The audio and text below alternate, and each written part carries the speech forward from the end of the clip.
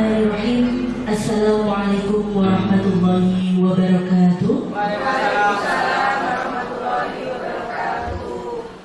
Bismillah, alhamdulillah, wassalatu wassalamu ala rasulillah, la hawla wa la quwata illa billah. Yang terhormat Kepala SMK Negeri Reno, yang kami hormati Wakasek SMK Negeri Reno, beserta Bapak Ibu Guru karyawan SMK Negeri Reno. Pertama, marilah kita panjatkan puji syukur kehadiran Allah Subhanahu wa Ta'ala, yang mana pada kesempatan hari ini kita masih diberikan kesehatan sehingga dapat menghadiri acara aksi nyata guru berbagi budaya positif di SMK Negeri Reno oleh Ibu Heni Rohmawati SPD dan Bapak Khaliful Fahroni SPD, calon guru penggerak angkatan 9 Kabupaten Tuban. Salawat serta salam semoga senantiasa terlimpahkan kepada junjungan kita Nabi besar Muhammad SAW. Semoga kelak kita semua mendapat syafaat beliau di yaumil akhir. Amin amin ya rabbal alamin. Bapak Ibu hadirin yang kami hormati, perkenankan kami di sini selaku pembawa acara untuk membacakan susunan acara yang akan berlangsung pada hari ini. Acara pertama yaitu pembukaan. Acara kedua menyanyikan lagu Indonesia Raya. Acara ketiga sambutan Kepala SMK Negeri Reno. Acara keempat pembacaan doa. Acara kelima materi diseminasi budaya positif oleh calon guru penggerak angkatan 9 Kabupaten Tuban, dan acara terakhir yaitu penutup. Bapak Ibu dan yang kami hormati, untuk mempersingkat acara, mari bersama kita buka acara pada hari ini. Semoga apa yang kita acarakan hari ini berjalan dengan lancar. Ala hadhihi wa ala kulli niyatin shalihah lahumul Fatihah.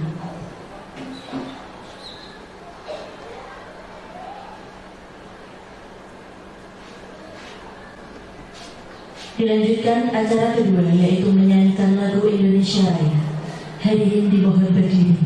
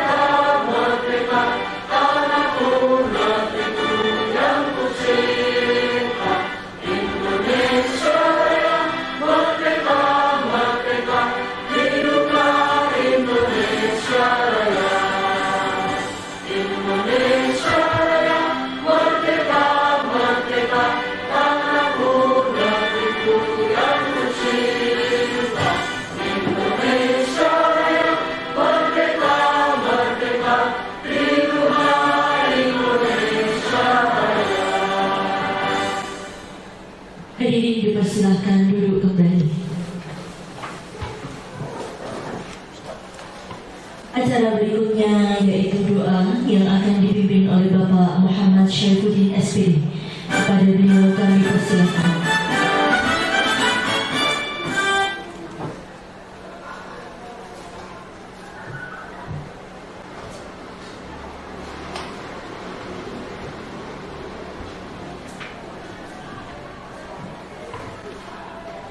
Alhamdulillah wa syafaqi Rasulullah. Al-Fatihah.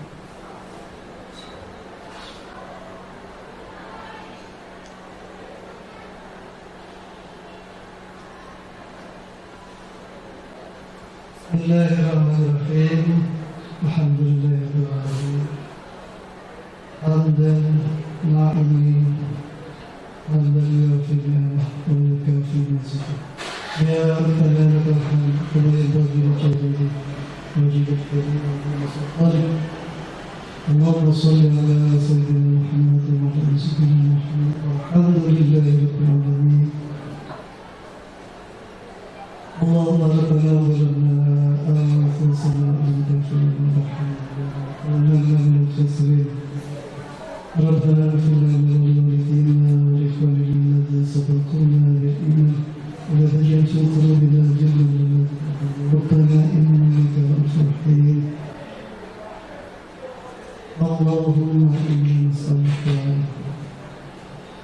رضاك والجنة ونعوذ بك من سخطك والنار اللهم اجعل أرضنا وطن رضانا من أهل العلم والخير ولا تجعل من أهل الشر والخير اللهم إنا نسألك سلامة في الدين وعافية في الجسد وزيادة في العلم وبركة في الرزق وتوبة من قبل الموت ورحمة من الموت ومغفرة من بعد الموت ومن أمر في سكرات الموت ونجاة من الرفع والحساب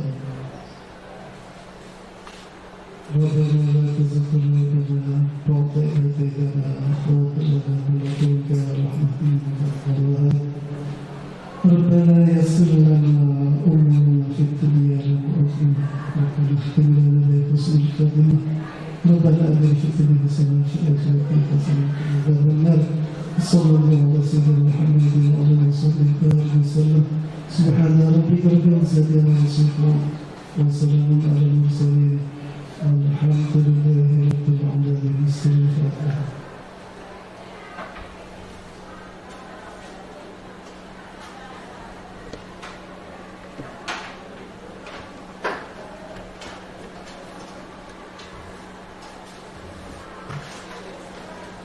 Terima kasih kami sampaikan kepada Bapak Muhammad Syaiful SPD yang telah memimpin doa. Semoga dengan bacaan doa tadi acara demi acara nanti akan berjalan dengan lancar. Amin Allahumma amin. Bapak Ibu dan yang kami hormati, dilanjutkan acara berikutnya yaitu sambutan dari Kepala SMK Negeri Reno yang pada kali ini akan disampaikan oleh Ibu Ratnawati SSI. Kepada beliau kami persilakan.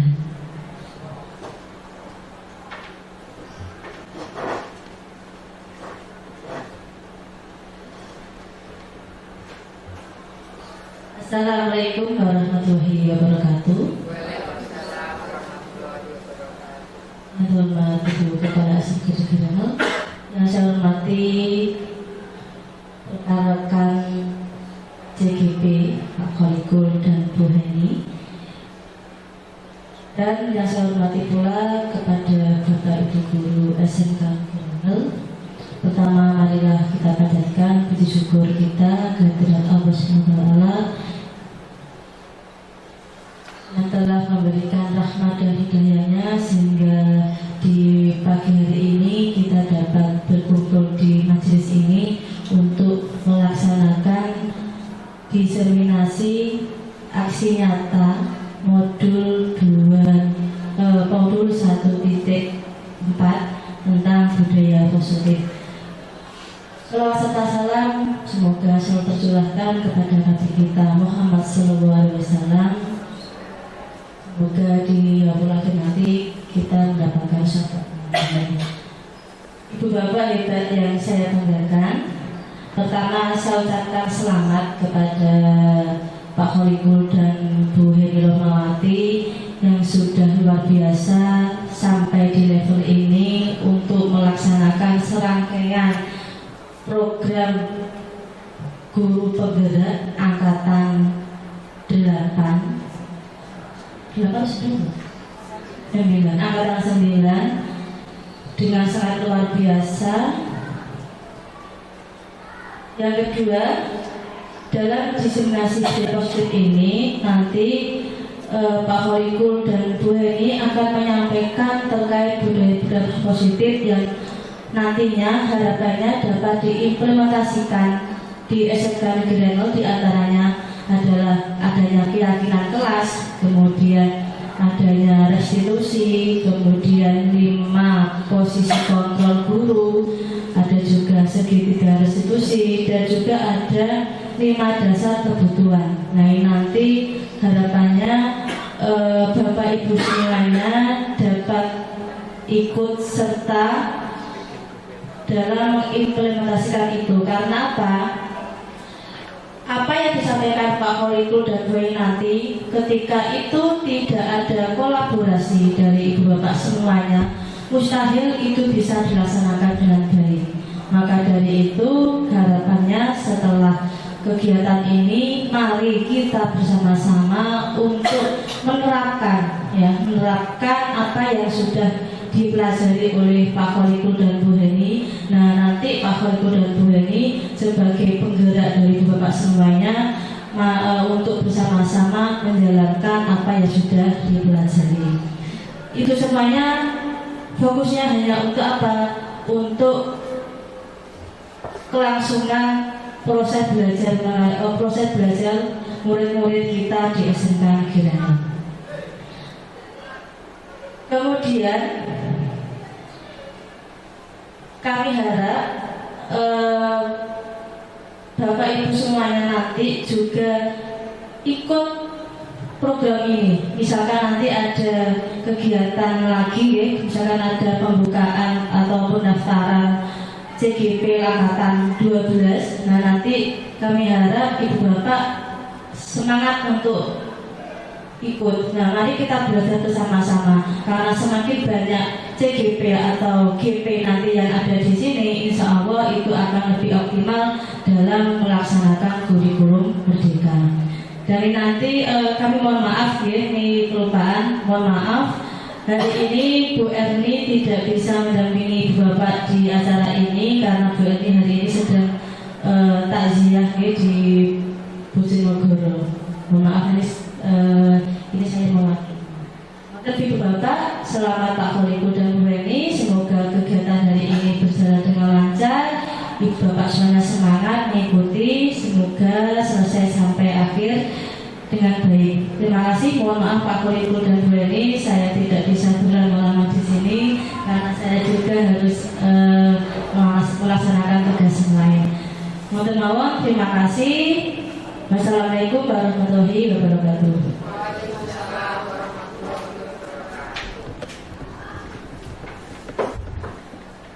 Terima kasih kami sampaikan atas sambutan yang telah diberikan oleh Ibu Ratnawati SSI. Bapak Ibu dan yang berbahagia, acara berikutnya yaitu acara inti materi diseminasi budaya positif oleh calon guru penggerak Angkatan 9 Kabupaten Tuban. Yang pertama akan disampaikan oleh Ibu Yeni Rohmawati SPD. Kepada beliau kami persilakan.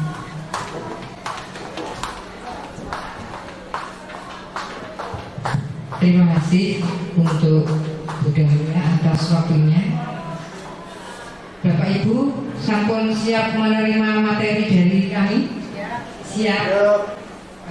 Kita yanya dulu ya untuk guru penggerak ya. Jadi jargonnya guru penggerak dulu. Nanti ditirukan. Salam guru penggerak. Tergerak, bergerak, menggerakkan. Ya.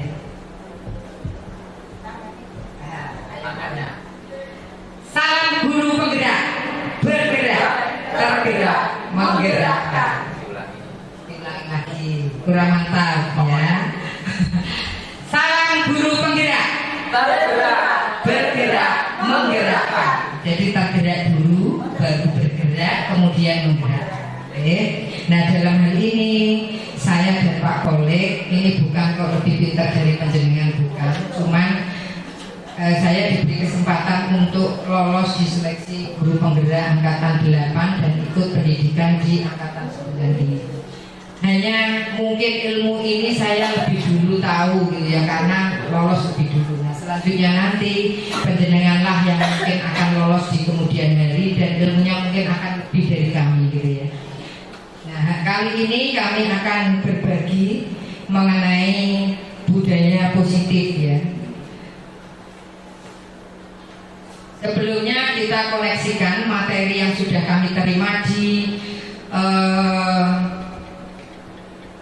modul 1 ya. Jadi modul 1 itu kita belajar beberapa hal sebelum sampai akhirnya ke budaya positif. Next. Apa saja yang dipelajari di modul 1 ya? Kita lihat sama-sama. Yang pertama adalah filosofi pemikiran Ki Hajar Dewantara. Ya, Ki Hajar Dewantara. Kemudian di modul 2 kita belajar mengenai nilai dan peran guru penggerak. Modul 1.3 visi guru penggerak. Modul 1.4 itu kita belajar mengenai budaya positif. Nah, next.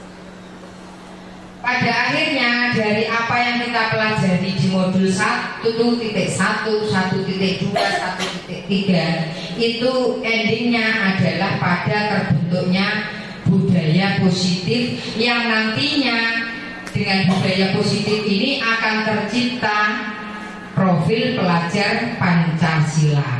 Nah, ya. Kemudian apa yang dipelajari di modul 1.1? Jadi filosofi pemikiran Ki Hajar Dewantara ini menjelaskan bahwa tujuan pendidikan yaitu menuntut segala kodrat yang ada pada anak agar mereka dapat mencapai keselamatan dan kebahagiaan yang setinggi-tingginya, baik sebagai manusia maupun sebagai anggota masyarakat. Nah, oleh sebab itu pendidik ini sebagai penuntun tumbuh dan hidupnya kekuatan kodrat pada anak agar memperbaiki lakunya, bukan dasarnya. Ya, hidup dan tumbuhnya kekuatan kodrat anak. Jadi anak-anak itu sebenarnya sudah diciptakan dengan kodratnya masing-masing. Nah, kita pendidik ini menuntun untuk anak ini sampai kepada tujuannya, gitu ya. Next. Sebenarnya semua hal ini sudah kita lakukan Bapak Ibu, cuman mungkin penjenengan tidak memahami bahwa kita itu sudah berlaku selayaknya filosofi KHD, gitu ya. Berikutnya dasar-dasar pendidikan yang menuntun. Nah, ini anak-anak kita itu diibaratkan sebagai benih Bapak Ibu. Jadi benih bisa padi, bisa jagung, ya monggo. Benih itu begini. Benihnya bagus, tidak dirawat dengan baik, tidak kita tuntun dengan baik, tumbuh jadi bagus ya ini, Bapak Ibu? Tidak ya, akan gagal panen penjenengan. Nah, sedangkan bibit yang tidak bagus, kemudian kita harapkan menjadi kemudian hasilnya bagus, juga sulit. Kenapa? Karena memang sudah ada kodratnya masing-masing. Nah, kodrat yang harus kita penuhi sebagai guru itu adalah menuntun dari bibit yang misalnya kurang bagus menjadi dengan hasil yang baik sesuai tuntunan dari kita. Sedangkan yang sudah bagus ya harus betul-betul dihasilkan produk pendidikan anak-anak yang dengan karakter baik, gitu ya. Next. Nah, nilai dan peran guru penggerak ini nilai yang harus ada di guru penggerak, yaitu berpihak pada murid. Nah, sebelum ikut CGP gitu ya, sebelum ikut pendidikan CGP, rata-rata kita berpedoman bahwa mengajar anak itu adalah pembelajaran langsung, yang penting tak ajar, kan begitu ya. Tetapi paradigma kita setelah belajar di guru penggerak ini berubah, bahwa kita harus berpihak kepada murid ya. Kemudian bagaimana berpihak kepada murid? Kita melakukan pembelajaran ya, yang mana itu nyaman untuk murid, gitu ya. Bukan hanya nyaman untuk guru. Jadi berpusat kepada siswa, bagaimana siswa ini menjadi tumbuh berkembang keilmuannya, gitu ya. Kemudian mandiri, reflektif, kolaboratif, dan inovatif. Jadi guru penggerak harus punya ini di dalamnya. Kemudian peran guru penggerak itu menjadi pemimpin dalam pembelajaran, mewujudkan kepemimpinan murid. Bagaimana murid itu belajar untuk menjadi pemimpin, tampil untuk berani di depan dan sebagainya ya. Kemudian mendorong kolaborasi. Jadi kami harus mampu untuk mendorong kolaborasi di antara para guru, membuat MGMP, mata pelajaran dan sebagainya. Kemudian menjadi coach bagi guru lain. Nah ini yang kita lakukan saat ini adalah apa yang kita peroleh kita tularkan kepada rekan-rekan guru yang lain dan menggerakkan komunitas praktisi. Ini nanti planning kita adalah MGMP mata pelajaran ini bisa berjalan dengan baik dan sesuai jadwal gitu ya. Oke, ini kemudian yang ke modul 1.3 kita belajar visi guru penggerak. Jadi guru penggerak itu harus punya visi. Nah visinya itu dicurahkan dalam yang namanya inquiry apresiatif ya, dengan model Bagja. Jadi buat pertanyaan, ambil pelajaran, gali mimpi, jabarkan rencana, atur eksekusi. Jadi kita membuat sebuah perencanaan untuk sampai akhirnya terbit sebuah kegiatan untuk mencapai visi dari sekolah, gitu ya. Nah ini di tahapan modul 1.3 dan sekarang kita sampai pada yang harus kita diseminasikan kepada penjenengan yaitu modul 1.4. Mari kita belajar bersama pembahasan keseluruhan modul 1.4 yaitu budaya positif. Next. Nah, budaya positif itu apa gitu ya? Penjenengan mungkin budaya kok positif gitu ya. Namanya budaya positif adalah sebuah nilai kebajikan yang menjadi keyakinan dan pada akhirnya menjadi karakter atau ciri khas dari sebuah komunitas atau lembaga.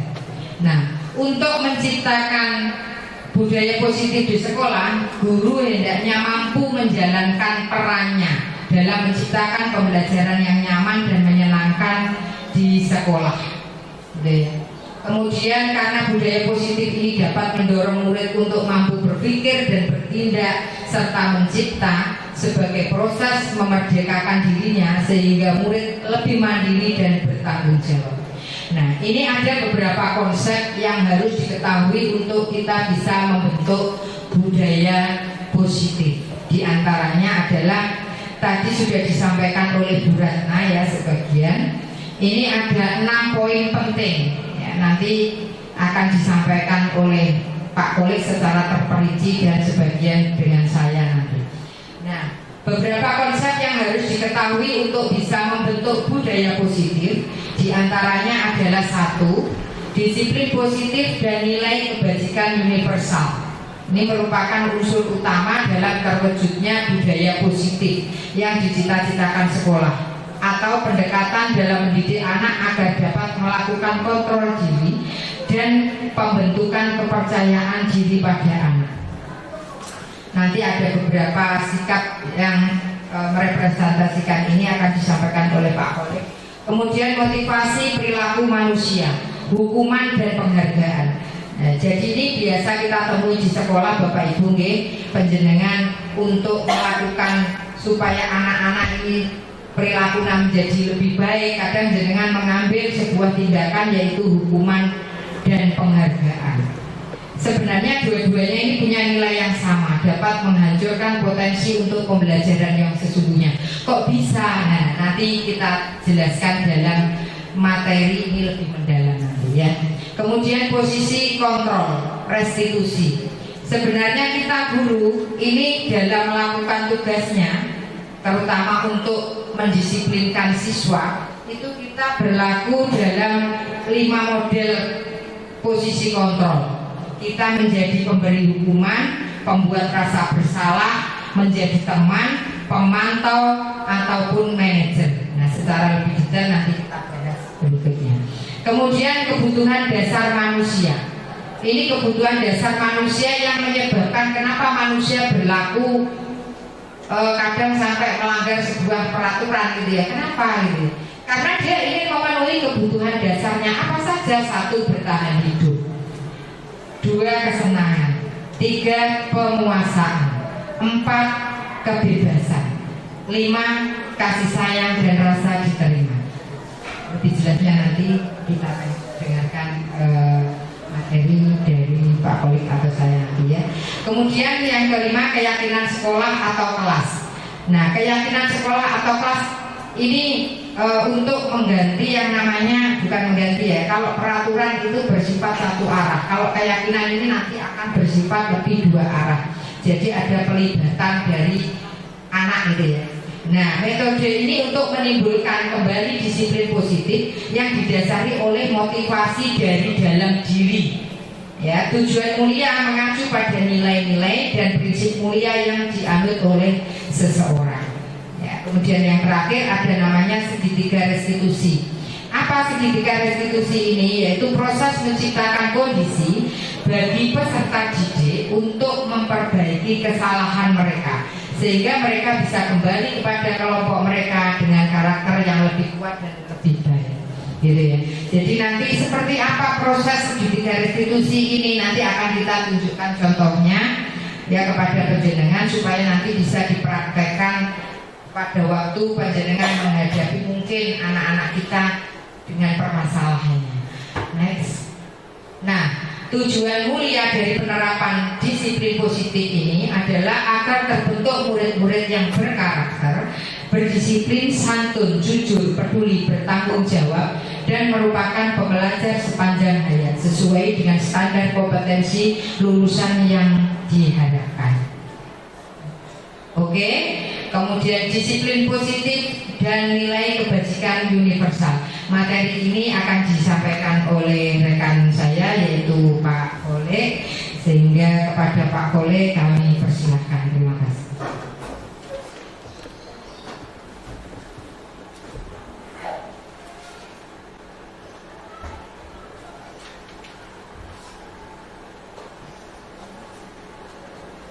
Assalamualaikum warahmatullahi wabarakatuh. Bapak Ibu, seperti apa yang sudah disampaikan oleh Bu Eni tadi, saya akan melanjutkan sebagai lanjutan dari apa yang sudah disampaikan oleh Bu Eni tadi. Memang kami dalam proses pendidikan guru penggerak ini memang harus berkolaborasi. Baik, Bapak Ibu, saya lanjutkan. Berikutnya adalah disiplin positif dan nilai kebajikan universal. Beberapa hal yang mungkin saya sendiri alami Bapak Ibu ketika saya mempelajari ikut pendidikan selama guru penggerak. Saya menemukan banyak hal-hal, sesuatu yang sebelumnya tidak pernah saya pahami bagaimana kita harus bersikap sebagai seorang pendidik, dan sesuatu hal yang di luar logika bahwa ini memang harus diterapkan. Ternyata di sini saya memahami apa nanti tujuannya dan apa nanti capaian yang ingin dicapai. Terkait disiplin positif dan nilai kebajikan universal, menurut Stephen R. Covey, Principle Centered Leadership tahun 1991 mengatakan bahwa bila kita ingin membuat kemajuan perlahan, sedikit-sedikit ubahlah sikap atau perilaku Anda. Namun bila kita ingin memperbaiki cara-cara utama kita, maka kita perlu mengubah kerangka acuan kita. Ubahlah bagaimana Anda melihat dunia, bagaimana Anda berpikir tentang manusia, ubahlah paradigma Anda, skema pemahaman dan penjelasan aspek-aspek tertentu tentang realitas. Disiplin positif merupakan suatu cara penerapan disiplin tanpa kekerasan, ancaman, yang dalam prakteknya melibatkan komunikasi tentang perilaku yang efektif antara orang tua dan anak. Dalam penerapan disiplin positif ini, anak diajarkan untuk mengajarkan tanggung jawab serta rasa hormat dalam berinteraksi dengan lingkungannya. Jadi, disiplin positif merupakan salah satu cara penerapan disiplin yang bertujuan untuk menumbuhkan kesadaran serta memberdayakan anak untuk melakukan sesuatu tanpa sogokan, ancaman maupun hukuman. Nah, di sini Bapak Ibu, pada saat ini saya tidak menunjuk siapa-siapa, tapi saya mengajukan diri apa yang saya lakukan sebagai pendidik, bahwa kita atau saya sendiri ketika sebelum memahami bagaimana harus bersikap sebagai seorang pendidik sebelum mengikuti pendidikan calon guru penggerak. Saya hanya memahami bahwa untuk menggerakkan disiplin itu menerapkan reward and punishment. Hanya itu yang saya pahami. Ketika ada tindakan yang salah, maka konsekuensi adalah hukuman. Ketika ada yang berprestasi, maka konsekuensinya adalah ujian, reward atau penghargaan. Jadi seakan-akan hanya ada dua jalan yang kita lakukan, yang saya lakukan, Bapak Ibu. Tetapi di sini disiplin positif dan nilai kebajikan universal mengajarkan kita bahwa sebenarnya lembaga pendidikan di sini itu adalah tempat untuk belajar, dan dalam belajar akan banyak adanya kesalahan, akan adanya suatu hal yang tidak benar. Dan di sini adalah tempatnya orang untuk tahu mana yang benar dan yang tidak benar. Jadi ketika ada tindakan yang pelanggaran terhadap disiplin, kesalahan dan sebagainya, apakah punishment itu adalah satu-satunya jalan?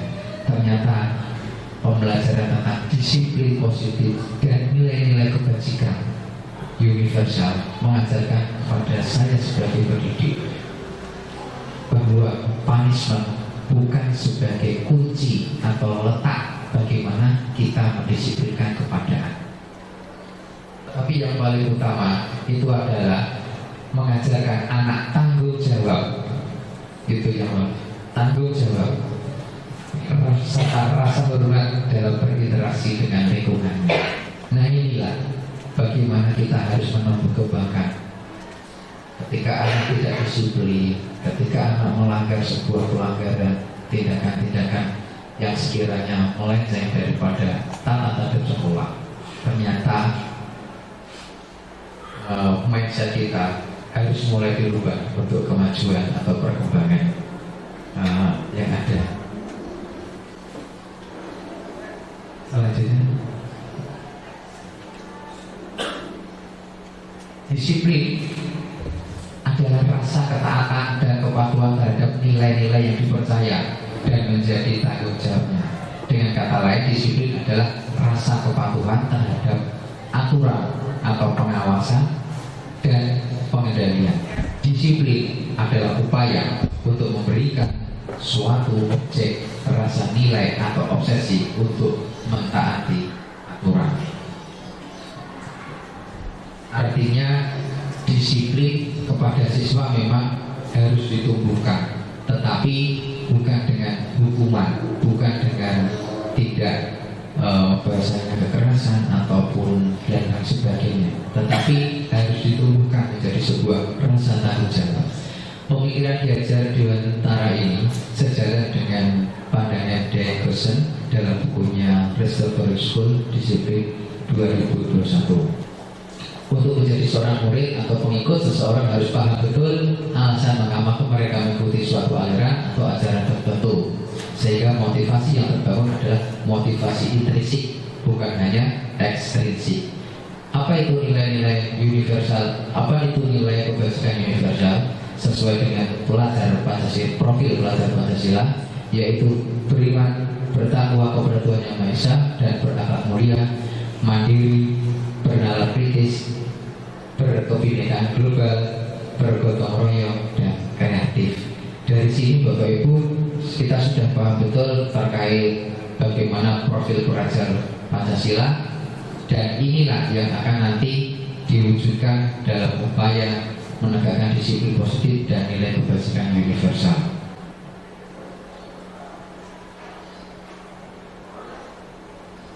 Ada 3 motivasi dalam perilaku manusia. 1. Untuk menghindari ketidaknyamanan atau hukuman. 2. Untuk mendapatkan imbalan atau penghargaan dari orang lain. Yang ketiga, untuk menjadi orang yang mereka inginkan atau menghargai diri sendiri dengan nilai-nilai yang mereka percaya. Nah, ketika hal yang menjadi 3 motivasi seseorang untuk berdisiplin, terkadang saya sendiri ketika mungkin bisa dicontohkan datang pagi, motivasinya apa ketika saya datang pagi itu? Apakah untuk menghindari tidak adanya hukuman? Apakah untuk mendapatkan penghargaan dari orang lain? Apakah untuk menjadi orang yang diinginkan oleh kebanyakan orang dan menghargai diri sendiri dengan nilai-nilai yang orang lain itu percaya? Nah, terkadang menjadi kita berdisiplin itu masih ada ingin dinilai atau sekedar menghindari, sehingga kedisiplinan itu belum tumbuh menjadi sebuah tanggung jawabnya. Hukuman dan penghargaan, hukuman bersifat tidak terencana atau tiba-tiba. Jadi anak atau murid tidak tahu apa yang akan terjadi dan tidak dilibatkan. Itu hukuman. Hukuman bersifat satu arah.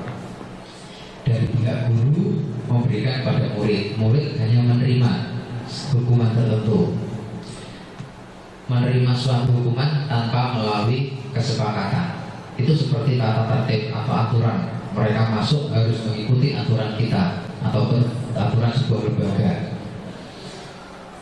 atau pengarahan dari pihak guru, baik sebelum atau sesudahnya. Hukuman yang diberikan berupa fisik maupun psikis. Disakiti oleh sebuah perbuatan atau kata-kata. Ini yang menjadi definisi hukuman. Kemudian penghargaan. Penghargaan adalah sebuah hadiah saat kita berulang kali menjanjikan hadiah kepada anak agar berperilaku tanggung jawab, atau kepada seorang murid agar mempelajari suatu yang baru, atau kepada seorang karyawan agar melakukan pekerjaan yang berkualitas. Kita sedang berasumsi mereka tidak dapat melakukannya atau mereka tidak akan memilih untuk melakukannya. Nah, ini yang menjadi selain tiga motivasi itu tadi, bagaimana kita itu membentuk karakter yang sebelumnya itu dengan kata disiplin, terus kemudian menegakkan disiplin dengan hukuman dan penghargaan. Bapak Ibu, sebelum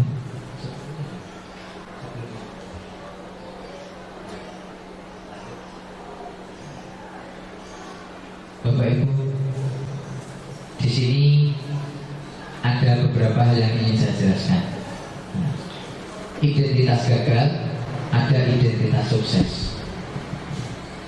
Saya bacakan satu persatu. Ini yang terkait hukuman. Hukuman sifatnya sesuatu yang menyakitkan, harus terjadi. Kedua, tidak nyaman untuk murid, baik itu jangka panjang ataupun jangka pendek. Jangka pendek artinya saat mereka menerima hukuman.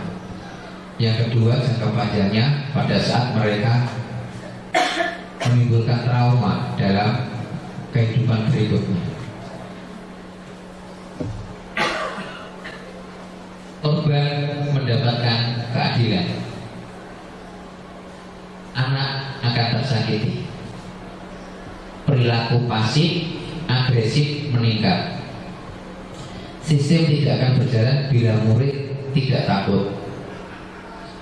Berlaku hanya pada sebuah institusi, tidak berlanjut pada kehidupan nyata. Peraturannya adalah kamu harus, dan kamu harus. Murid akan membenci peraturan. Ini menimbulkan dampak negatif. Jadi Bapak Ibu, beberapa hal yang menjadi ciri khas dari sebuah hukuman yang kita terapkan ini akan menyebabkan sesuatu yang menyakitkan terjadi dalam jangka panjang. Murid akan tersakiti, sistem tidak akan berjalan. Artinya berjalan hanya pada saat karena mereka takut. Berlaku pada sebuah lembaga tertentu. misalnya karena ini kalau di kelas, kalau di lembaga kita tentunya di sebuah kelas ini wali kelasnya galak, menakutkan dan lain sebagainya. Mungkin anak disiplin hanya pada saat itu aja, tetapi ketika mereka berpindah kelas, naik kelas berikutnya, itu mereka akan meninggalkan kata disiplin tadi karena mereka dasarnya adalah takut karena adanya peraturan, kemudian menimbulkan anak itu benci adanya peraturan. Nah, salah satu contohnya ketika fenomena-fenomena yang sekarang itu adanya anak-anak PAK yang mereka takut padanya aturan karena sehingga menimbulkan rasa agresif bagi mereka untuk mewujudkan hidup tanpa aturan, hidup bebas semau-mau mereka. Nah, berikutnya sebentar. Kemudian bagaimana kalau kita mengimplementasikannya dengan identitas sukses, dengan bahasa disiplin. Disiplin di sini ada konsekuensi, ada restitusi. Konsekuensi artinya sesuatu harus terjadi. Ini tidak nyaman untuk jangka pendek. Korban bisa diabaikan, murid atau anak dibuat tidak nyaman. Kemudian penguatan hanya bertahan jangka pendek, memerlukan monitoring, pengawasan, serta membantu penerapan untuk peraturan dalam masyarakat. Kemudian murid atau anak menghormati peraturan, artinya masih belum menumbuhkan kesadaran atau tanggung jawab. Disiplin berdasarkan restitusi, dan restitusi merupakan sebuah pilihan. Menguatkan anak dalam jangka panjang, korban mendapatkan ganti, masalah terpecahkan, murid belajar bertanggung jawab untuk perilakunya. Tentunya Bapak Ibu Guru, kalau kita di sebuah lembaga lingkungan sekolah ini, yang ingin kita wujudkan kepada anak kita itu apa yang ingin kita tumbuhkan? Inilah, anak mentaati peraturan karena apa? Karena sebuah tanggung jawab. Anak berdisiplin karena apa? Karena munculnya tanggung jawab atau tumbuhnya kesadaran. Fokus pada pemecahan masalah. Kemudian murid atau anak menghormati dirinya dan orang lain. Inilah nantinya yang harusnya kita wujudkan. Betul tidak Bapak Ibu?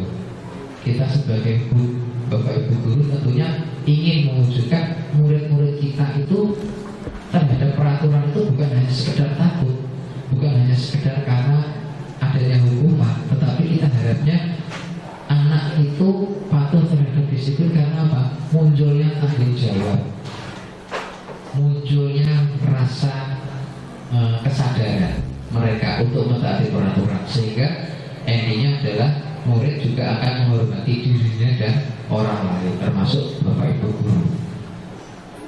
Nah, Bapak Ibu, coba mari kita belajar bersama-sama, kita coba mengikuti. Ini kira-kira salah satu contoh. Ini bisa menjadikan contoh sebagai sebuah hubungan atau sebuah konsekuensi. Mencatat 100 kali di dalam buku kalimat saya tidak akan terlambat lagi karena terlambat datang sekolah. Ini bisa dikategorikan sebuah hukuman atau kira-kira konsekuensi. Kalau kita melihat identitas konsekuensi, hukuman yang pertama hukuman ada jamnya. Betul. Terus kemudian lari mengelilingi lapangan basket 2 kali karena terlambat di sekolah. Ini juga kategori hukuman. Membersihkan coretan yang dibuatnya di meja tulis. Nah, konsekuensi.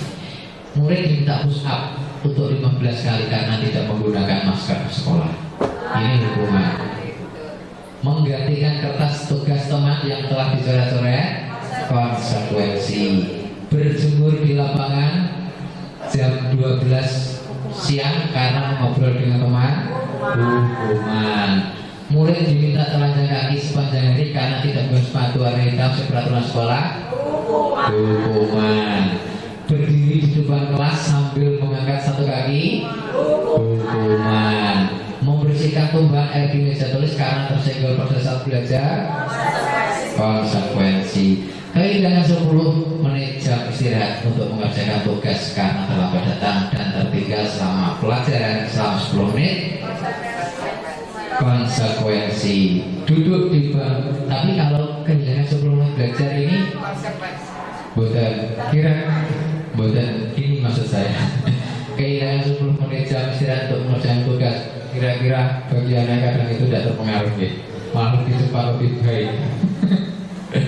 Selanjutnya, duduk di bangku di pinggir lapangan pada jam istirahat. Tidak diizinkan bermain oleh guru piket karena mencederai teman saat bermain di lapangan. Konsekuensi. Terlambat hadir di pembelajaran lebih dari 15 menit dan diminta untuk tinggal 15 menit sesudah kelas usai untuk membahas ketertinggalan pelajaran. Konsekuensi. Lari mengelilingi lapangan basket 2 kali karena terlambat 10 menit untuk pembelajaran BSOK, hukuman. Membersihkan WC karena mematahkan pensil kawannya, hukuman. Nah, selanjutnya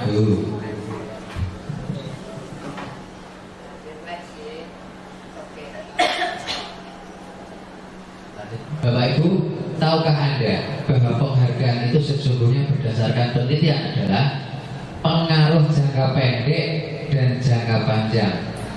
Penghargaan tidak efektif, penghargaan merusak hubungan, penghargaan mengurangi ketepatan, penghargaan menurunkan kualitas, penghargaan mematikan kreativitas, penghargaan menghukum motivasi dari dalam diri atau intrinsik. Ternyata Bapak Ibu, selama ini saya sendiri juga baru memahami, ternyata tidak selamanya yang namanya penghargaan itu memberikan dampak positif. Sebenarnya kalau kita kan maksud memberikan penghargaan itu kan karena sebagai sebuah penghargaan karena berprestasi, tapi ternyata penghargaan itu memiliki dampak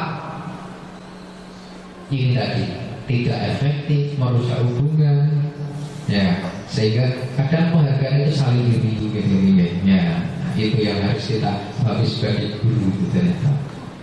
Nah itu, sekarang keyakinan kelas di sekolah. Ya. Bapak Ibu, mengapa keyakinan kelas? Mengapa tidak peraturan kelas saja? Sekarang ini kan yang kita ketahui itu ada peraturan atau keyakinan. Peraturan kelas. Saya itu tahu keyakinan kelas itu ya setelah ikut CGP, Bapak Ibu. Betul. Ternyata setelah pahami apa yang membedakan peraturan dan keyakinan. Nah, jawab pertanyaan berikut. Mengapa kita memiliki peraturan tentang penggunaan helm saat mengendarai kendaraan roda 2 atau motor? Karena untuk keselamatan. Mengapa kita memiliki peraturan tentang penggunaan masker dan cuci tangan? Karena untuk keselamatan. Nah, sekarang nilai-nilai keselamatan atau kesehatan inilah yang kita sebut sebagai sebuah keyakinan. Nah, yaitu nilai-nilai kebajikan universal yang disepakati secara tersirat dan tersurat lepas dari latar belakang suku, negara, bangsa maupun agama. Seperti yang sudah disampaikan sebelumnya, nilai-nilai kebajikan bahwa menekankan pada keyakinan seseorang akan lebih memotivasi seseorang dari dalam. Seseorang akan lebih tergerak dan bersemangat untuk menjalankan keyakinannya daripada hanya sekedar mengikuti serangkaian peraturan tertulis tanpa makna. Murid-murid pun demikian. Mereka perlu mendengarkan dan memahami arti sesungguhnya tentang peraturan-peraturan yang diberikan. Nilai apa kebajikan yang dibalik peraturan tersebut? Apa tujuan utamanya dan menjadi tidak tertarik atau takut sehingga hanya sekedar mengikuti serangkaian peraturan-peraturan yang mengatur mereka tanpa memahami tujuan mulianya. Nah, biasanya kita hanya tahu mengapa kita tahu. Contoh, mengapa kita harus menggunakan helm pada saat berkendaraan atau bermotor? Ibu-ibu jawabnya apa? Supaya tidak ditilang. Kadang seperti itu. Supaya tidak ditangkap polisi. Nah, keyakinan itulah yang harus kita bangun. Ternyata kalau hanya sekedar untuk tidak ditilang polisi, maka ketika tidak ada polisi bagaimana? Maka tidak patuh. Demikian halnya kepada anak-anak. Bagaimana anak-anak itu bisa patuh membuang sampah tidak sembarangan atau membuang sampah pada tempatnya? Anak-anak membuang sampah pada tempatnya, jangan-jangan seperti contoh tadi. Kenapa kita aktif menggunakan helm? Karena apa? Karena takut ditilang polisi. Anak-anak ini jangan-jangan membuang sampah pada tempat sampah karena apa? Karena takut dihukum oleh gurunya. Nah ini, saya sendiri baru memahami bahwa ternyata kalau saat ini, kenapa kita menggunakan helm? Karena untuk keselamatan, karena untuk kesehatan. Kalau saya Bapak Ibu, sekarang ini di kampung saya untuk naik motor berjarak kurang lebih 500 atau 200 meter, saya itu harus menggunakan helm. Kenapa? Apakah karena masih takut dengan polisi? Tidak. Karena apa Bapak Ibu? Karena mata saya ketika kemarin harus operasi katarak berapa belas bagus itu, ternyata saya harus menyadari saya harus menggunakan helmnya yang tertutup untuk apa? Melindungi mata saya. Nah, akhirnya tumbuh keyakinan saya pakai helm bukan karena takut pada peraturan, bukan takut karena polisi, bukan takut karena lain-lain, tetapi lebih kepada kesehatan atau keselamatan. Nah, itu Bapak Ibu. Demikian juga kepada anak. Kita harus tumbuhkan tanggung jawab, tumbuhkan kesadaran. Untuk apa? Jadi kesadaran yang perlu kita tumbuhkan supaya anak paham kenapa mereka harus membuang sampah di tempatnya. Bapak Ibu, lanjutin Bu. Ya. Prosedur pembentukan keyakinan sekolah atau kelas. Yang pertama, mempersilahkan warga sekolah atau murid-murid di kelas untuk bersurat pendapat tentang peraturan yang perlu disepakati. Maka yang pertama, peraturan harus sudah ada dulu atau belum Bapak? Ada dulu. Baru kemudian kita ajak berkomunikasi atau kita ajak untuk menyepakati.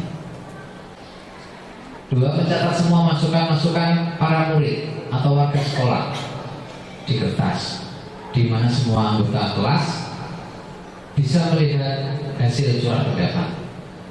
Kemudian susunlah sebuah keyakinan kelas sesuai prosedur pembentukan keyakinan kelas. Gantilah kalimat-kalimat dalam bentuk negatif menjadi kalimat positif. Contohnya kalimat negatif adalah jangan berlari di kelas atau koridor. Kalimat positifnya bagaimana Bu? Berjalanlah di kelas atau koridor. Dilarang membuat gaduh. Salah satu contohnya. Bagaimana kalimat positifnya?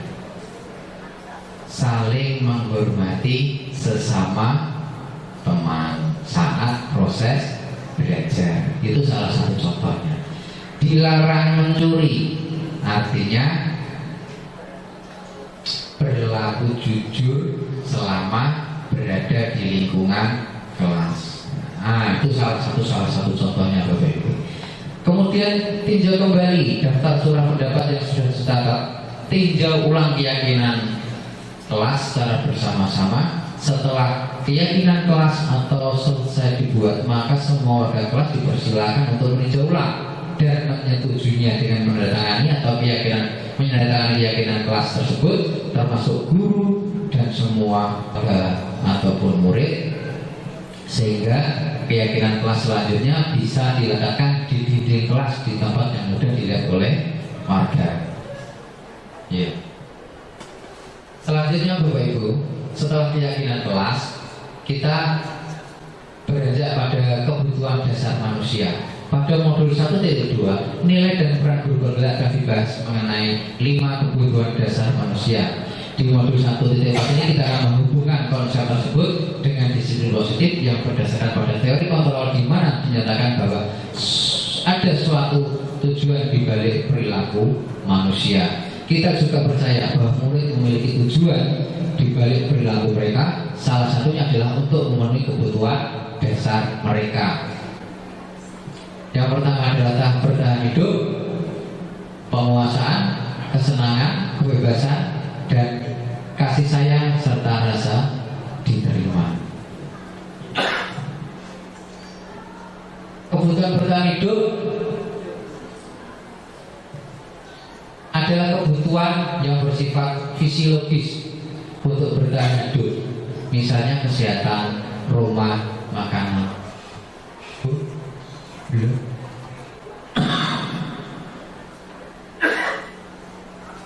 Kasih sayang dan rasa diterima. Kebutuhan ini ada 3. Kebutuhan ini dan 3 kebutuhan berikutnya adalah kebutuhan psikologis. Kebutuhan untuk disayangi dan diterima meliputi kebutuhan akan hubungan dan koneksi sosial, kebutuhan untuk memberi dan menerima kasih sayang, dan kebutuhan untuk merasa menjadi bagian dari suatu kelompok. Kebutuhan ini juga meliputi keinginan untuk tetap terhubung dengan orang lain, seperti teman, keluarga, pasangan hidup, teman kerja, binatang peliharaan, dan kelompok di mana kita bergabung. Tentang penguasaan, kebutuhan ini berhubungan dengan kekuatan untuk mencapai sesuatu, menjadi kompeten, menjadi terampil, diakui atas prestasi dan keterampilan kita, didengar dan memiliki rasa harga diri. Kebutuhan ini meliputi keinginan untuk dianggap berharga, bisa membuat perbedaan, bisa membuat pencapaian, kompeten, diakui, dihormati. Ini meliputi self-esteem dan keinginan untuk meninggalkan pengaruh. Anak-anak yang memiliki kebutuhan dasar akan penguasaan yang tinggi biasanya selalu ingin menjadi pemimpin. Mereka juga suka mengamati sebelum mencoba hal baru dan merasa kecewa bila melakukan kesalahan.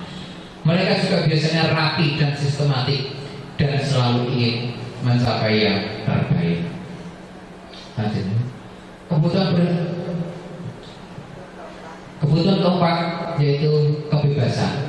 Kebutuhan untuk bebas adalah kebutuhan akan kemandirian, otonomi, memiliki pilihan, dan mampu mengendalikan arah hidup seseorang.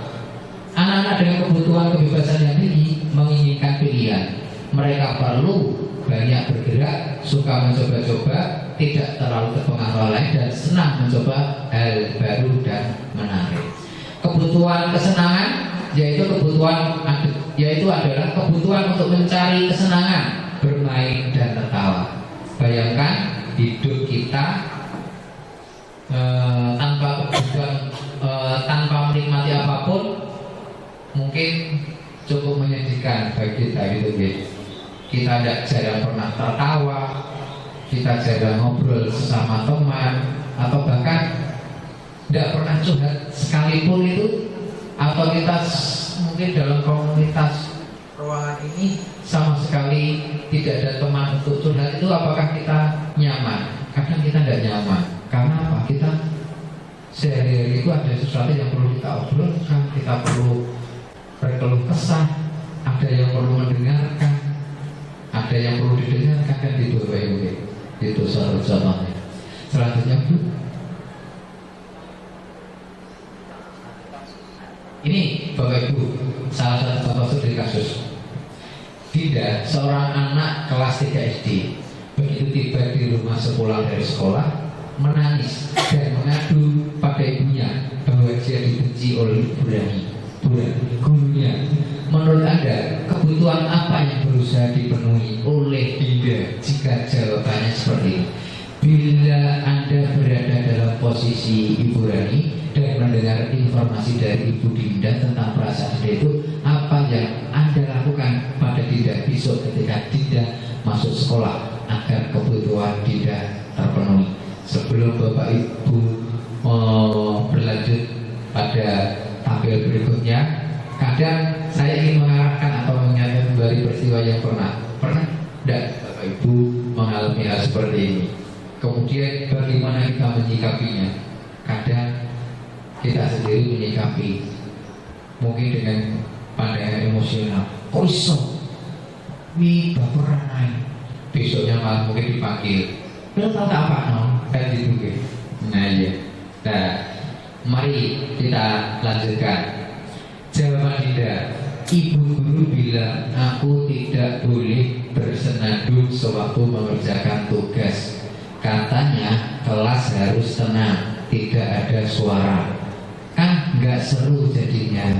Kebutuhan apa Bapak Ibu? Kebutuhan kesenangan. Ibu guru tidak menyapaku hari ini, padahal aku pakai jepit rambut baru. Ini berarti kebutuhan kasih sayang dan rasa diterima. Nah, itu kadang kita menyebutkan kebutuhan apa? Anak ingin diperhatikan atau cari perhatian atau gitu. Aku bosen, masa belajarnya cuma gitu-gitu aja, dengerin ibu guru aja. Ini adalah kebutuhan akan kebebasan. Aku sebel, gambarku tidak rapi, malah ibu guru menunjukin ke teman-temanku di depan kelas. Nah, ini adalah kebutuhan akan sebuah penguasaan. Sekarang bagaimana Bapak Ibu tindakan Anda? Itu oke? Iya. Nah, hasilnya?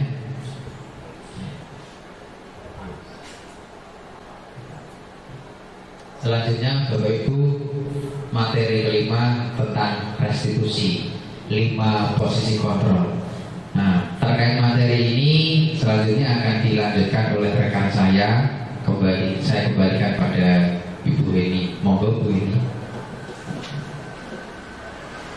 Terima kasih Pak Kolek atas ilmunya yang luar biasa tadi. Bapak Ibu sudah mendapat pencerahan ya terkait beberapa hal tadi ya. Oke, sudah ngantuk Bapak Ibu? Kalau ngantuk kita tepuk tangan dulu ya.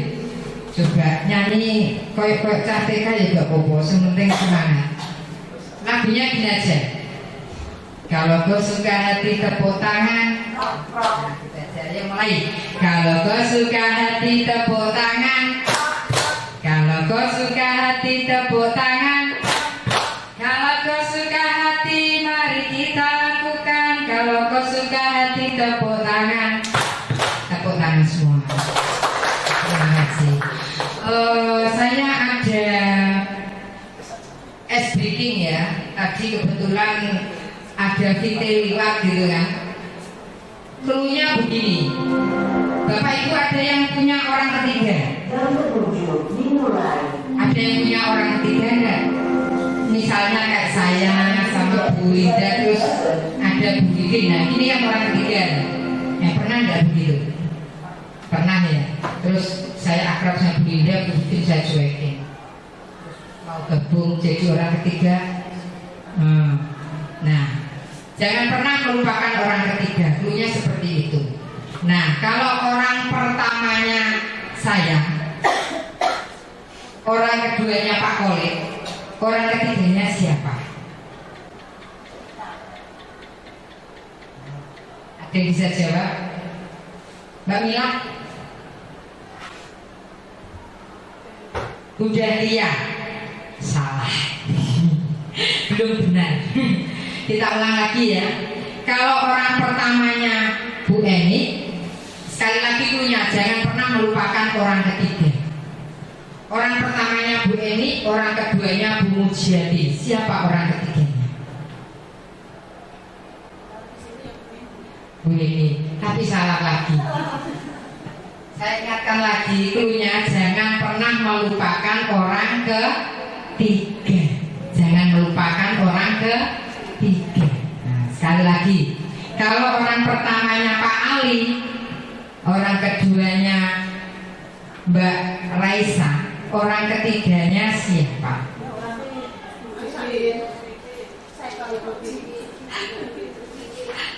Mau tahu jawabannya?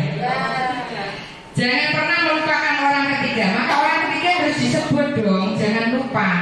Kalau saya tanya siapa orang ketiganya, orang ketiganya adalah, nah, siapa saja bisa menjadi orang ketiga.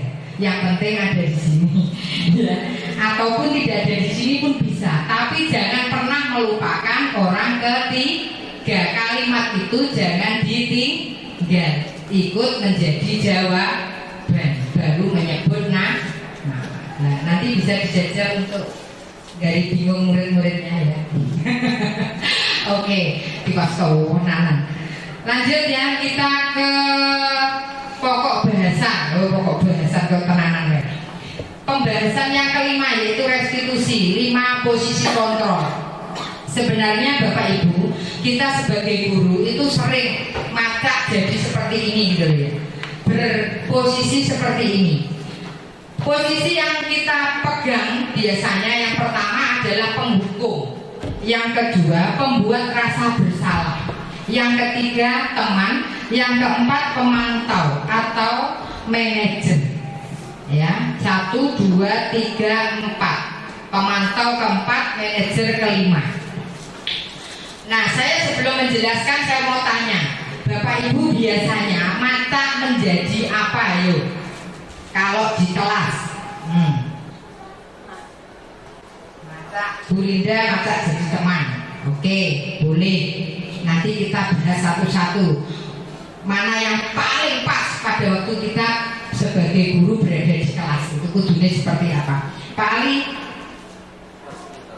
fasilitator, tapi tidak ada Pak Ali di sini. Saya ikut pemantau saja ya. Oke, Pak Ali menjadi pemantau. Oke. Berikutnya Bu Eni. Penghukum kan sering hukum anak-anak Bu Eni. Itu motivasi. Motivasi tidak ada Bu Eni di sini. Nah, ada. Bu Rina Fardatus mungkin pemantau ya. Ini api-api pemantau.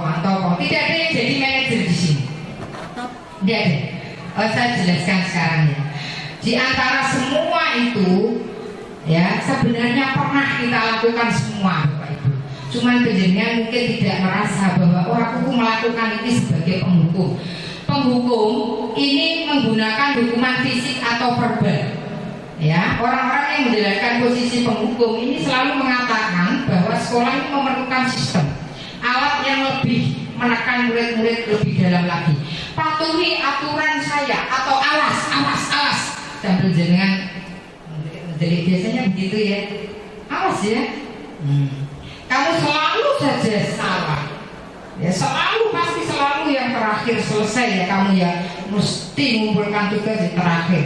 Nah ini senantiasa percaya hanya ada satu cara yang berhasil yaitu cara guru tersebut, yaitu anak dihukum. Itu kita mata sebagai penghukum, ya berposisi sebagai penghukum. Yang berikutnya kita berposisi sebagai pembuat rasa bersalah. Pembuat rasa bersalah itu bagaimana? Kita tidak lagi ngedelek dan tunjuk-tunjuk menghukum anak enggak. Caranya halus. Bagaimana membuat anak ini merasa paling bersalah di dunia. Mungkin sampai hari ini dan seterusnya dia akan ingat terus kesalahan itu. Nah pada posisi ini guru bersuara lemah lembut. Kadang mulutnya tidak dibuka Bapak Ibu, saking gregetannya ya. Jangan pernah mungkin aslinya.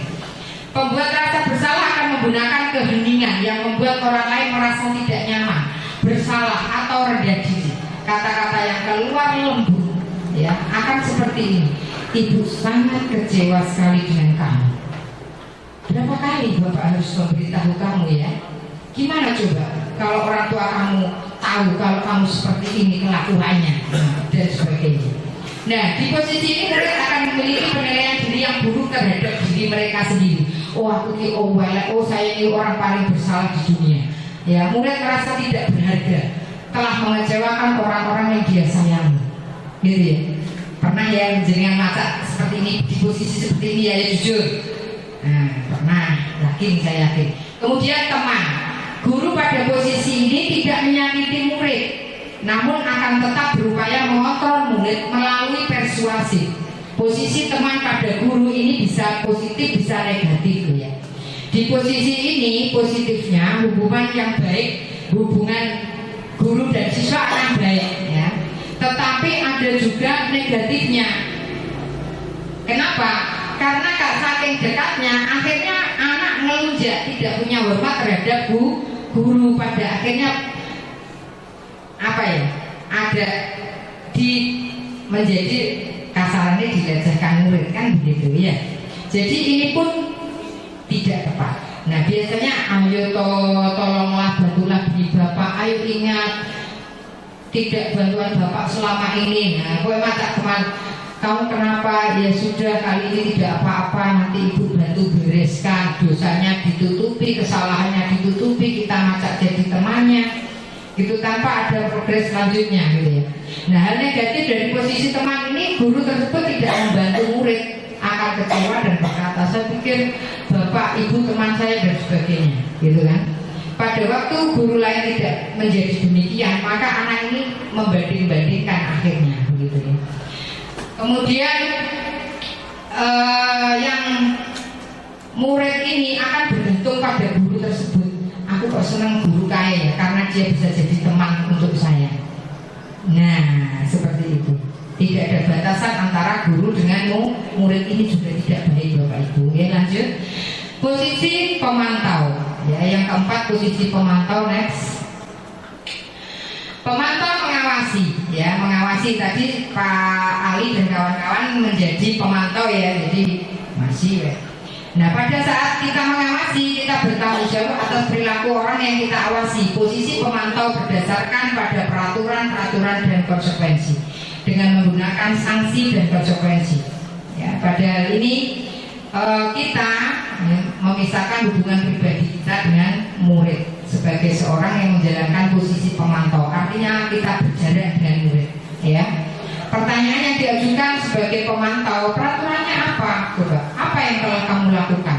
Tahu kamu konsekuensinya apa kalau sudah melakukan hal seperti ini dan sebagainya. Nah, seorang pemantau sangat mengandalkan perhitungan, catatan data yang dapat digunakan sebagai bukti atas perilaku seseorang. Posisi ini juga kurang tepat ya, nanti ada lagi posisi selanjutnya. Jadi kalau hanya kita memantau saja tanpa ada tindakan yang lain, maka juga kurang sesuai. Yang terakhir adalah manajer. Posisi manajer ini adalah posisi di mana guru berbuat sesuatu bersama dengan murid, mempersilahkan murid mempertanggungjawabkan perilakunya, mendukung murid agar dapat menemukan solusi atas permasalahannya sendiri. Seorang manajer telah memiliki keterampilan di posisi teman maupun pemantau. Artinya tidak hanya teman, tapi sekaligus menjadi pemantau. Dan dengan demikian bisa jadi di waktu-waktu tertentu kembali kepada kedua posisi tersebut bila mana itu diperlukan. Oke. Nah, pada posisi manajer ini, murid diajak untuk menganalisis kebutuhan dirinya maupun kebutuhan orang lain. Nah, di sini penekanannya bukan pada kemampuan membuat konsekuensi, ya, namun dapat berkolaborasi dengan murid bagaimana memperbaiki kesalahan yang ada. Seorang manajer yang berkata, apa yang kita yakini? Kembali ke keyakinan kelas yang tadi disampaikan Pak Kolik ya, bahwa keyakinan kelas itu adalah kembali kepada diri siswa. Apakah kamu meyakininya? Jika kamu meyakininya, apakah kamu bersedia memperbaikinya? Jika kamu memperbaiki ini, hal ini menunjukkan apa tentang diri kamu? Lalu rencana apa yang akan kamu lakukan setelah kejadian ini? Dan seterusnya. Next. Oke.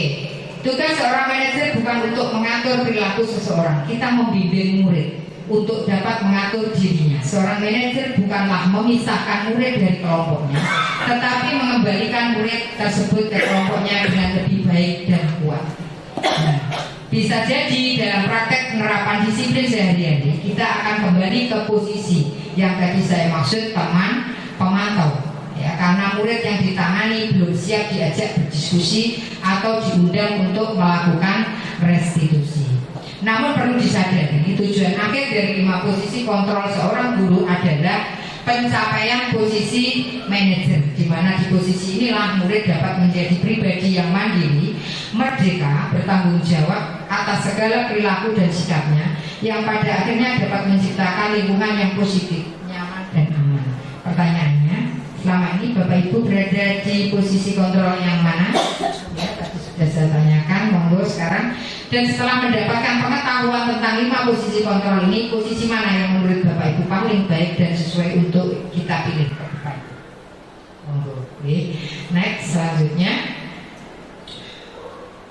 Nah, ini 5 posisi kontrol ya. Tadi saya sampaikan penghukum, pembuat rasa bersalah, teman, pemantau, manajer. Ya.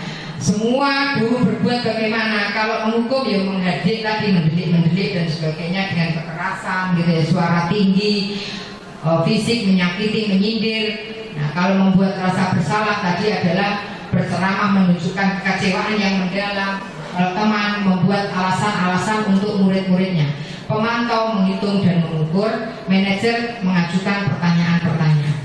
Nah, ini beberapa hal terkait posisi kontrol yang dapat Bapak Ibu pilih dan mana yang terbaik. Next. Kita ke terakhir, yaitu segitiga restitusi.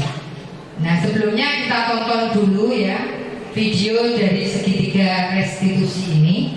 Mungkin bisa diputar Bu. Nah, bisa. Bentar.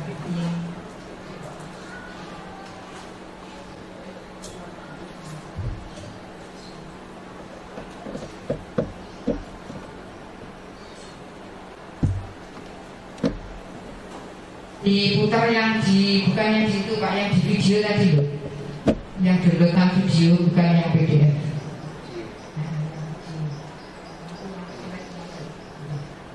Ya,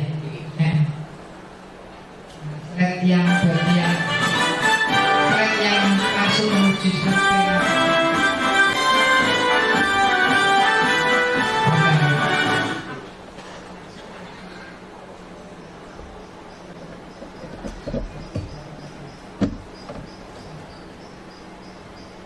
Nah ini video segitiga restitusi. Videonya yang diputar suaranya dengarkan.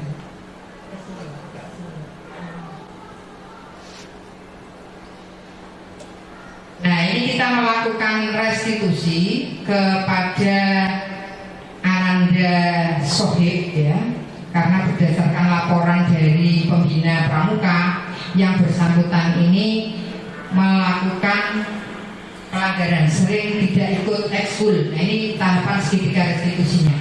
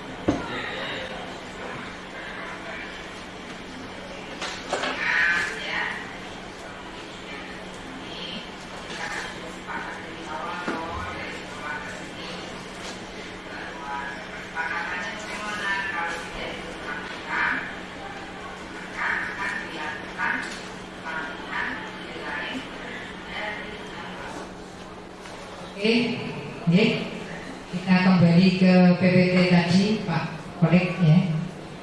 Ini segitiga restitusi Bapak Ibu. Jadi beberapa hal yang kita lakukan terkait segitiga restitusi tahapannya adalah anak ini melakukan kesalahan, gitu ya, melakukan kesalahan. Apa iya dia akan terus bersalah? Maka kita menstabilkan identitasnya dulu, ya, distabilkan dulu. Kita membersamai, yo maca ini, yo si salah orang mau sampai untuk berkeli, begini tahu salah kok, yo tapi yo, nah seperti itu. Artinya dia tidak menjadi paling bersalah sendirian, tetapi kita membersamai. Kemudian setelah itu, setelah dia menjadi netral posisinya, kita baru gali apa alasannya dan sebagainya. Kemudian kita arahkan dia untuk menyadari kesalahannya. Nah ini setiap orang pasti pernah melakukan kesalahan. Kita begitu posisinya. Kamu bukan satu-satunya yang pernah melakukan hal ini, gitu. Tapi yo jangan terus. Ayo kembali ke jalan yang benar kan begitu ya. Kemudian selanjutnya anak ini menyadari kesalahannya, validasi kebutuhan. Kamu tentu punya alasan mengapa melakukan itu. Mengapa? Saya malas bu, panas, saya malas berangkat, panas banget jadi gak budal gitu ya. Alasan, adakah cara yang lebih efektif untuk mendapatkan apa yang kamu butuhkan? Apa iya kalau panas terus kamu gak berangkat terus selamanya kan begitu? Ya kan, apa iya kamu mau malas terus kan begitu ya? Maka di sini kita bangkitkan anak itu merasa bersalah sekaligus ingin memperbaiki dirinya. Dan yang terakhir adalah menanyakan keyakinan, ya. Kemudian nilai apa yang telah kamu sepakati, kamu ingin menjadi orang yang seperti apa? Apakah ingin menjadi pribadi yang gagal atau sukses? Nah, tentu anak ingin menjadi orang yang sukses. Nah, maka ini kita pupuk sehingga kesalahan yang dia lakukan tidak berulang untuk kesekian kalinya dan anak menjadi memiliki sifat yang karakter yang baik, budaya yang positif. Next. Nah, langkah-langkahnya menstabilkan identitas, validasi tindakan yang salah, menanyakan keyakinannya, ya. Sedangkan teori kontrolnya, kita semua akan melakukan hal yang terbaik yang bisa kita lakukan. Untuk tindakan yang salah, semua perilaku memiliki alasan. Meskipun anak itu melakukan kesalahan, dia tentu punya alasannya. Kemudian yang ketiga, menanyakan keyakinan. Kita semua memiliki motivasi internal masing-masing, gitu ya. Nah, maka ini yang harus dibangkitkan. Nek pengen jadi wong sukses kudunya piye? Apa iya hanya mau begitu saja? Apa iya terus ngono posisinya? Apa iya orang sukses bisa didapat dengan seperti itu? Apakah dia tidak ingin berubah menjadi lebih baik dan menjadi orang sukses sesuai yang dia inginkan, gitu ya? Nah, ini selain konsep yang disampaikan dalam modul ini tadi, ada beberapa hal yang perlu juga untuk budaya positif ini betul-betul bisa diterapkan di sekolah. Ya, yang pertama, budaya positif ini perlu kolaborasi atau kerjasama yang baik dari semua warga sekolah, stakeholder yang ada di kelas maupun sekolah, dan sarana prasarana sekolah yang mendukung.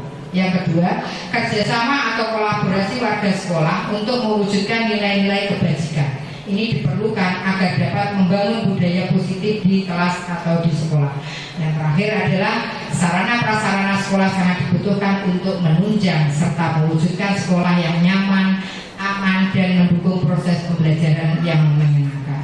Demikian yang bisa saya sampaikan dengan Pak Kolek. Terima kasih Bapak Ibu atas partisipasinya. Semoga apa yang saya sampaikan dan kami berdua ini bermanfaat untuk penjenengan semua dan untuk kebaikan SMK Negeri Rengal dan tertumbuh berkembangnya budaya positif di SMK Negeri Rengal, sehingga visi misi dari sekolah ini bisa tercapai dengan baik dengan kolaborasi kita bersama.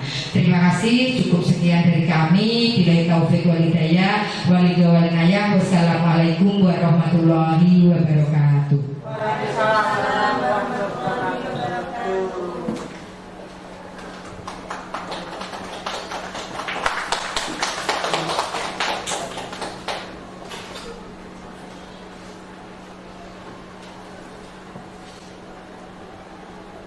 Bapak Ibu yang kami hormati, demikian Edukasi Budaya Positif oleh calon guru penggerak Angkatan 9 Kabupaten Tuban, yaitu Ibu Heni Romawati SPD dan Bapak Kholikul Fahroni SPD. Untuk acara berikutnya, yaitu acara yang terakhir, ialah penutup.